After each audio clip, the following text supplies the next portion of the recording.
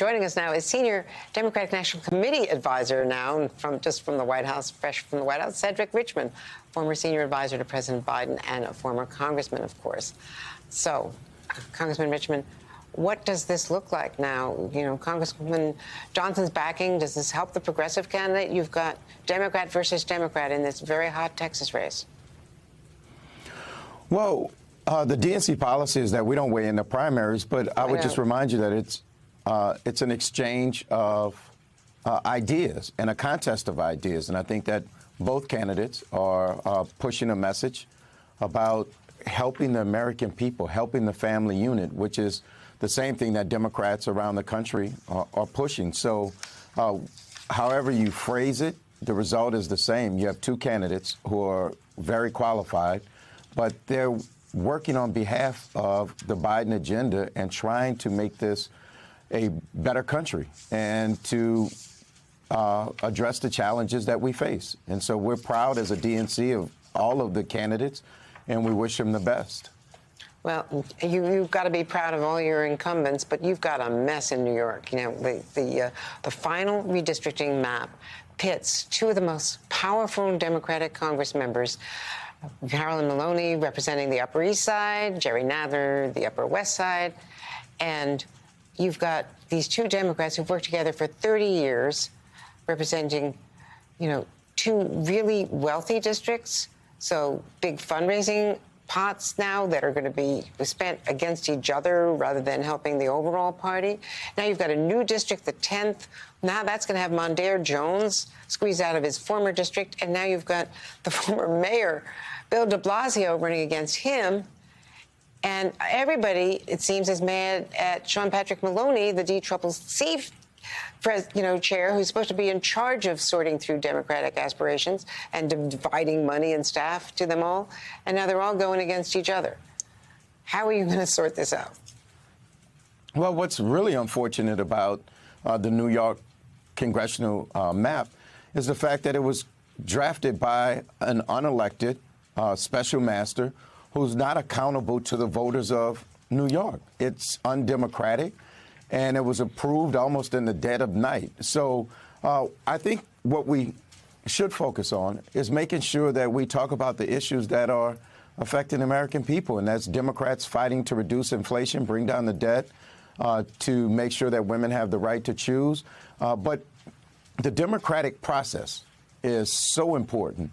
But what happened in New York is very unfortunate that it went that way, and that it was done by a person, I think, that is not accountable to the voters of New York. Well, but a judge has approved it. Did New York Democrats kind of put themselves in this position in a way by coming up in the legislature with a really gerrymandered pro-democratic map that was rejected and then went to the courts in this special master? No, I don't think so. And I've served in the legislature for 11 years and went through redistricting twice in my career. And there are rules that you abide by, and I think that the Democrats did that. We see what unconstitutional redistricting looks like. You just have to go look in Florida, where the governor said we want to get rid of a black district. And so we certainly don't want to go backwards. I think the New York legislature was well within jurisprudence in terms of crafting that map. But as I understand it, there'll be a challenge to this one, and let's see what the courts decide. Now, doesn't this also hurt the White House and the larger party issues? But the White House, it hurts Joe Biden to have incumbent Democrats, especially powerful veterans like Carolyn Maloney and Jerry Nadler, now, you know, pitted against each other. However this works out, it does not help 1600 Pennsylvania Avenue. Well, you don't want to lose experience in the Congress, certainly.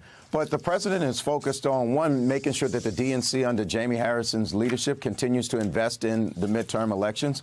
We're going to invest somewhere around $70 million, which is more than double what we did in 2018. And the president's going to keep his head down and continue to do what he's doing, which is supporting Ukraine, fighting inflation, and fighting for climate change, and trying to reduce the cost that families face. So whether it's prescription drugs, whether it's health care, whether it's all of those things, the president's going to stay on his job, and that is to address the concerns and the priorities of the American people and continue to create jobs and push this economy forward. And so we all know the numbers. He's created 8.5 million jobs, 400,000 last month. The economy's moving faster than it's ever moved before. So he's going to stay focused on that and continue to fight Republicans in what I believe is just their unpatriotic actions of rooting against America just to weaken the president. And I think that that's the part that Americans are not talking about yet, but the choice will be clear. They are trying to hurt the American people just to win elections. And we should be coming together in this pandemic.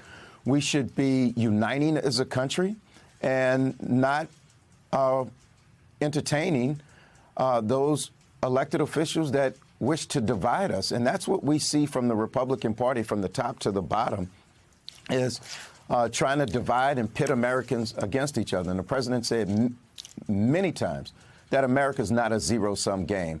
Someone doesn't have to do bad for you to do good. We all can do well together. And I think that going into November, that message will be crystal clear. It will be about unity and progress or division. And so we're excited about it. And I think the president has built the necessary infrastructure. The DNC is doing their part. And then we're going to go compete. Cedric Richmond, thank you very much.